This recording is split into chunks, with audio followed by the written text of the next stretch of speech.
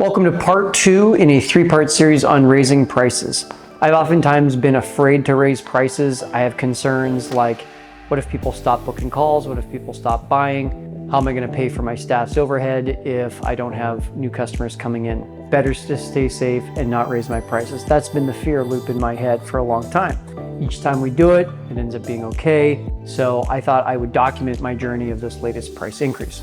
As you know, the cost of living has gone up. That means that the cost to pay our staff has gone up. And so margins are eroding for us small business owners if we don't raise our prices.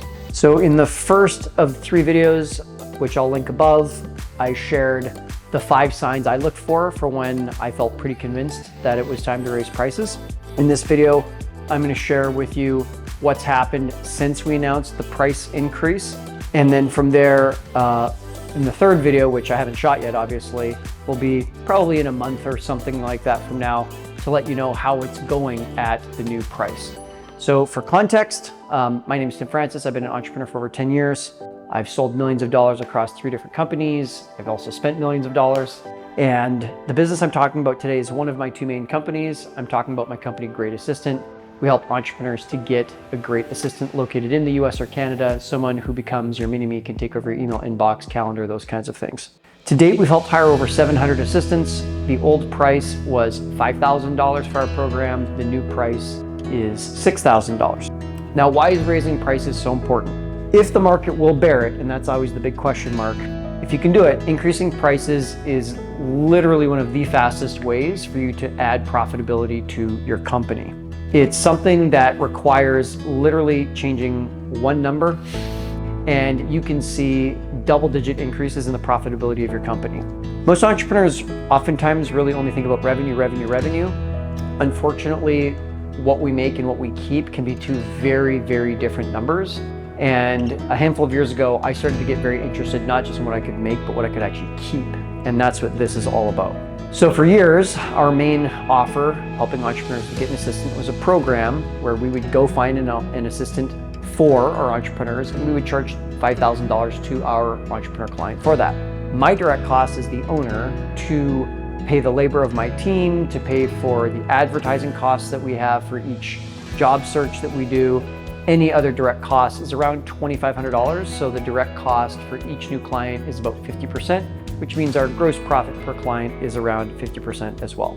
Now, increasing prices doesn't necessarily mean that my labor is now more expensive or anything. Like, usually by increasing prices, our direct costs stay the same, but our revenue goes up. So that means that our gross profit goes up.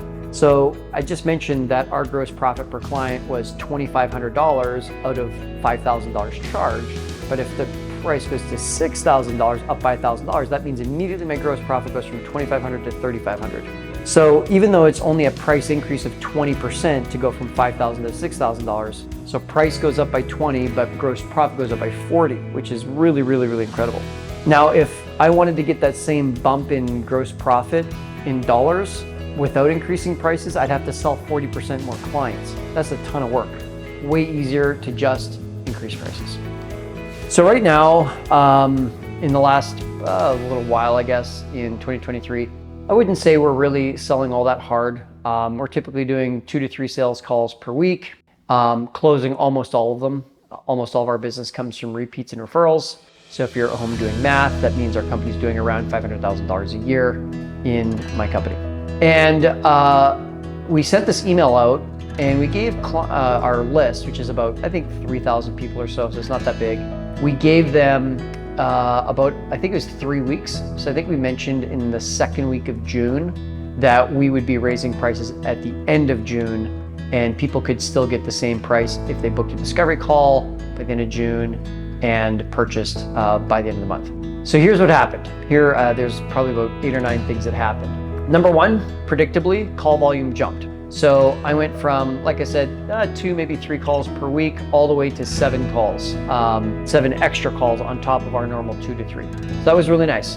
The second thing that happened was an amazing close rate. So of the 7 people who came in because of the price increase, 100% of them closed, which was really, really awesome. It's so nice it's just so easy to sell people who already know, like, trust you, and want to take advantage of an awesome offer. Third thing, 6 of the 7 people who bought had been raving fans for years, and I mean years. They had purchased products from my companies, whether it's Great Assistant or my other company, Profit Factory, or even earlier companies that I've owned. They did not care what the brand was. They had a really great experience working with us in the past, and so they were just like, yep, let's do it again. I think what's interesting is the few people I talked to who were brand new to us, they had no idea this promotion was going on. They were just kind of like the regular 2 to 3 people a week that get referred to us. They didn't care at all about the price increase. Like, they weren't thinking about, oh, I can save $1,000 if I buy in the next week and a half. They're more worried about fundamental questions like, well, who is this company, Great Assistant? Can I trust them? Are they going to do a great job? They're more worried about the $5,000 they're spending more so than the $1,000 that they would save. So I think that that's a really interesting point, is that customers have to believe in you fundamentally before they'll even think about jumping on an offer.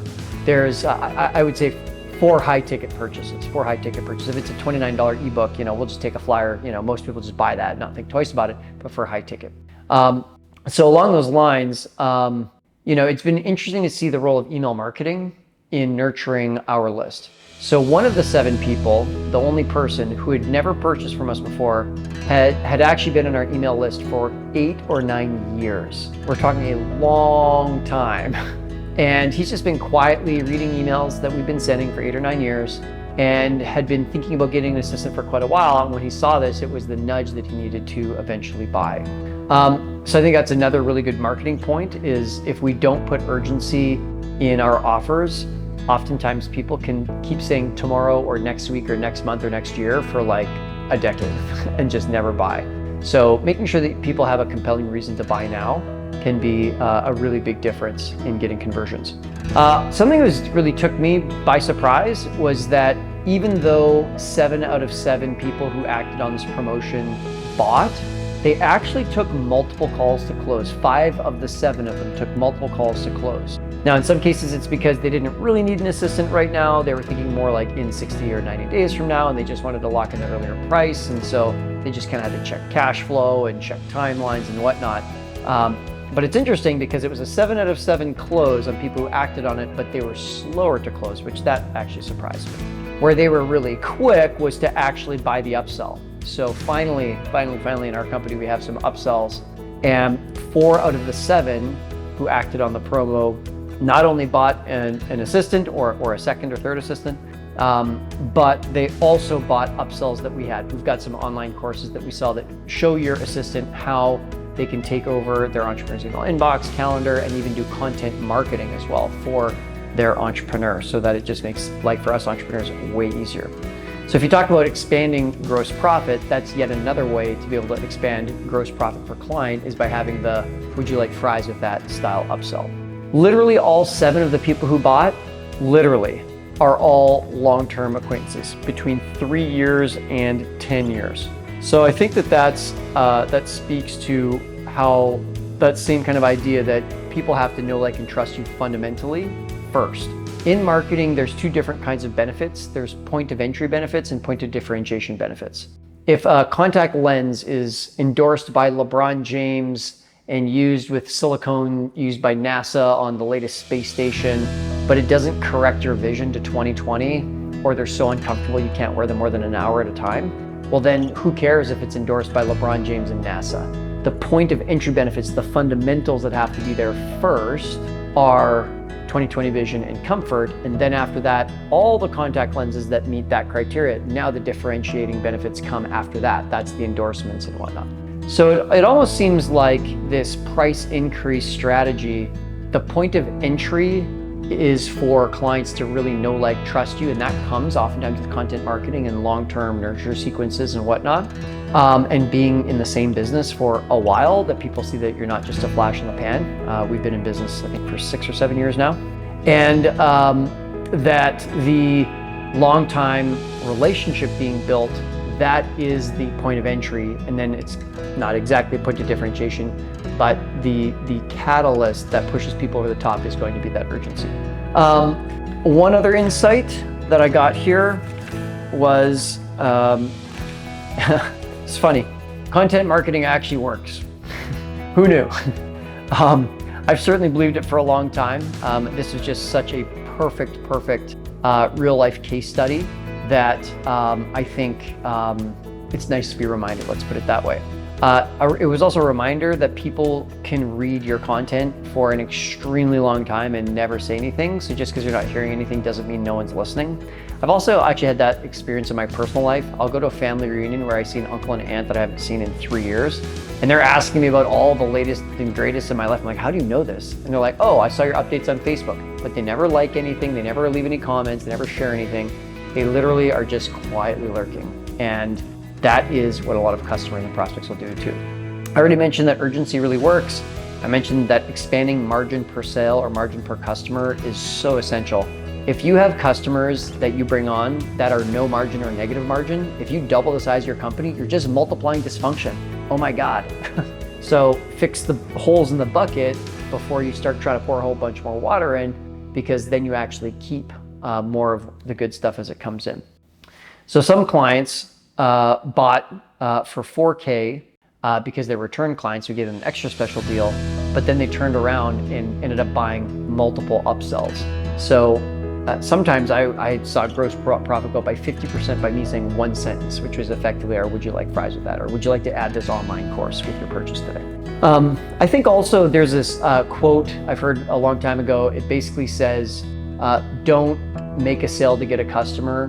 No. Don't get a customer to make a sale to get a customer. And what that's saying is that making a sale is the beginning of the relationship, not the end of the relationship. Like a lot of salespeople make a sale, and I'm guilty of this from time to time too, and I'm just like, okay, where's the next new customer? When actually just nurturing that same customer for months and years, like a real estate agent does. Like a real estate agent knows that if they do a good job in just their first 5 years of being in business, that all those first clients that they got are now going to come back to get a new house. And then 5 years after that, a new house and a new house. So if they can make that first 5-year like Olympic cycle, I guess that's only 4 years, but they know that they've now got built-in business and momentum for literally years and decades to come. And so it really reminds me how much new opportunity I have in literally just going back to my previous customers. One of my mentors, very influential in my career, is Keith Cunningham. He has such a great question. He says, what would have to be true in your business for you to double profits while never getting another new customer? It's like, whoa, that's wild.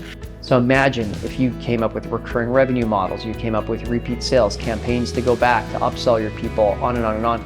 Your cost of acquisition for those people, a big fat zero, which is really good because it costs you nothing to get them to buy again, except for maybe some of your salesperson's time and commission or whatnot. But the big cost of getting them in the door in the first place, you've already incurred that.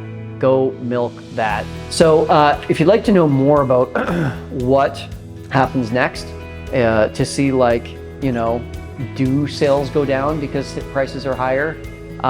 If you're curious to know like what objections, if price objections start becoming a thing again at our higher price, and maybe what I do to combat that, go ahead and subscribe to this YouTube channel, and that'll make sure that you get the update when it comes out. My name is Tim Francis from Great Assistant, and I hope that this is helping you on your path to mastering the world of entrepreneurship. Take care.